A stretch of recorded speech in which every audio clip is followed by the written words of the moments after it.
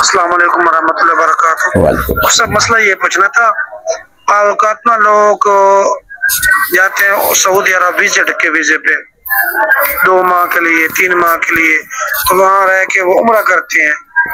کیا ان کو عمرہ ایسے کرنا جائز ہے یا اسپیشل یہاں سے عمرے پہ ہی جائیں؟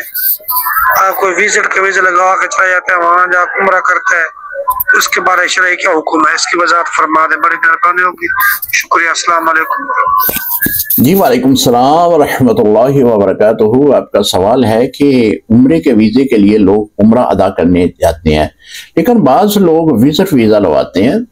کیا وزٹ ویزے کے اوپر بھی عمرہ کیا جا سکتا ہے؟ جی محترم، بالکل کیا جا سکتا ہے۔ وزٹ ویزا 1 سال کا ہے، 1 سال کے ویزے کے لیے آپ جاتے ہیں تو جتنے مرضی عمرے کریں آپ کو شرعاً کوئی ممانعت نہیں ہے، آپ کر سکتے ہیں۔ اگر آپ عمرے کے ویزے پہ جاتے ہیں تب بھی کر سکتے ہیں، وہ تو چونکہ خاص نیت ہی آپ کی عمرے کی ہوتی ہے۔ جو وزٹ ویزا لگاتے ہیں ان کی بھی نیت عمرے کی ہوتی ہے، لیکن اس میں مزید سہولت یہ مل جاتی ہے کہ آدمی 1 سال تک وہاں ٹھہر جاتا ہے اور وہاں پہ عمرے جو ہیں وہ زیادہ تعداد میں کر لیتا ہے، نبی علیہ السلام کی بارگاہ میں زیادہ دیر تک حاضری دے سکتا ہے۔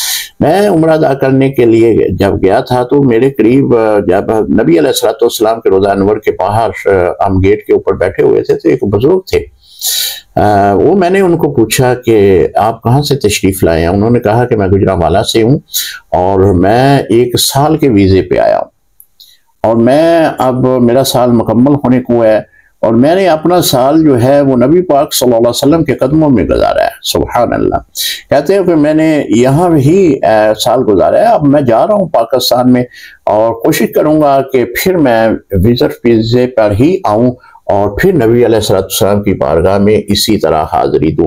یہ ایک محبت ہے، ایک عشق ہے، ایک نبی علیہ السلام سے پیار ہے جو لوگ کرتے ہیں۔ وزٹ ویزے پہ جب بھی جائیں تو ان کا بھی مقصد یہی ہوتا ہے کہ وہاں جا کر میں عمرہ ادا کروں گا، وہاں نبی علیہ السلام کی بارگاہ میں زیادہ وقت دے سکوں گا۔ تو اس طرح اگر کوئی وزٹ ویزے پر بھی عمرہ کرتا ہے تو شرعاً کوئی ملائکہ نہیں ہے۔ عمرے کا ویزا جو ہے چونکہ ایک مخصوص ایام میں ہوتا ہے، 3 ماہ عمرے کا ویزا ہوتا ہے، لیکن ہمارے جو ٹریول ایجنٹ ہیں ان کے لیے مخصوص ایام کر دیتے ہیں، 15 دن 21 دن 28 دن، اس کی ہی آپ سے پیسے وصول کرتے ہیں۔ تو اگر اس انداز میں بھی آپ جاتے ہیں تو ثواب آپ کو اتنا ہی ملے گا۔ السلام علیکم ورحمۃ اللہ وبرکاتہ۔